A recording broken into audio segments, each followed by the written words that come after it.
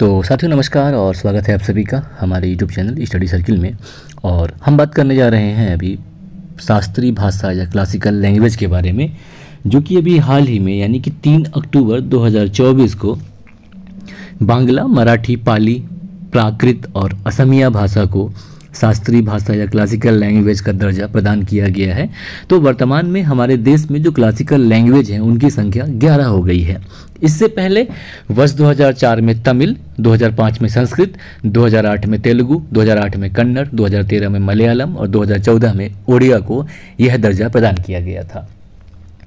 अब classical language की अगर हम बात करें तो भारत सरकार के द्वारा क्या किया गया था कि वर्ष 2004 में भारत सरकार ने घोषित किया कि जो भाषाएं कुछ निश्चित आवश्यकताओं को या मानदंड को पूरा करेंगी उन्हें भारत की शास्त्रीय भाषा की प्रस्थिति प्रदान की जाएगी।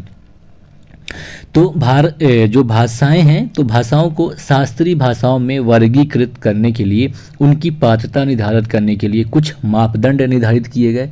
वो इस प्रकार हैं। पहला तो यह है कि इनके प्रारंभिक ग्रंथों और अभिलिखित इतिहास की जो प्राचीनता है वह 1500 से 2000 वर्षों से भी अधिक की अवधि की होनी चाहिए। यानी कि इन भाषाओं में जो उपलब्ध ग्रंथ हैं वो या इन भाषाओं में जो लिखे गए इतिहास हैं उनका जो समय है वो 1500 से 2000 वर्ष पुरानी होनी चाहिए। इसके अलावा दूसरा मापदंड ये है कि जो प्राचीन साहित्य है या ग्रंथ हैं उनका एक समूह जो कि वक्ताओं की पीढ़ियों द्वारा अमूल्य विरासत माना जाता है वो होना चाहिए। या फिर तीसरा ये है कि जो साहित्यिक परंपरा है वो मूलभूत हो और किसी अन्य भाषिक से उधार न ली हुई हो। यानी कि जो भी परंपरा है इस भाषा का वह मूलभूत हो, किसी दूसरी भाषा संप्रदाय से, किसी दूसरे भाषा वर्ग से उधार ली गई ना हो। ठीक है। और चौथा यह है कि शास्त्रीय भाषा और उसके परवर्ती रूपों तथा उसकी उपशाखाओं में अनिरंतरता हो सकती है, जिसका कारण शास्त्रीय भाषा और उसके साहित्य का आधुनिक की अपेक्षा भिन्न रूप का होना है। यानी कि जो भी भाषा इन 4 मापदंडों को पूरा करेगी भारत सरकार के द्वारा उन्हें भारत की शास्त्रीय दर्जा का प्रस्थिति प्रदान किया जाएगा। तो जैसा कि पहले बताया आपको कि 3 अक्टूबर 2024 को बांग्ला, मराठी, पाली, प्राकृत और असमिया को क्लासिकल लैंग्वेज का दर्जा प्रदान किया जा चुका है। इससे पहले सन 2004 में ये सबसे पहले यह स्थापित ही किया गया था शास्त्रीय भाषा का दर्जा देना। उसी वर्ष सबसे पहले तमिल भाषा को प्रदान किया गया। उसके बाद वर्ष 2005 में संस्कृत को प्रदान किया गया। 2008 में तेलुगु भाषा को प्रदान किया गया। 2008 में 2 भाषा थी, तेलुगु और कन्नड़, जबकि 2013 में मलयालम भाषा को और 2014 में ओडिया भाषा को भारत की शास्त्रीय भाषा के रूप में मान्यता या दर्जा प्रदान किया गया।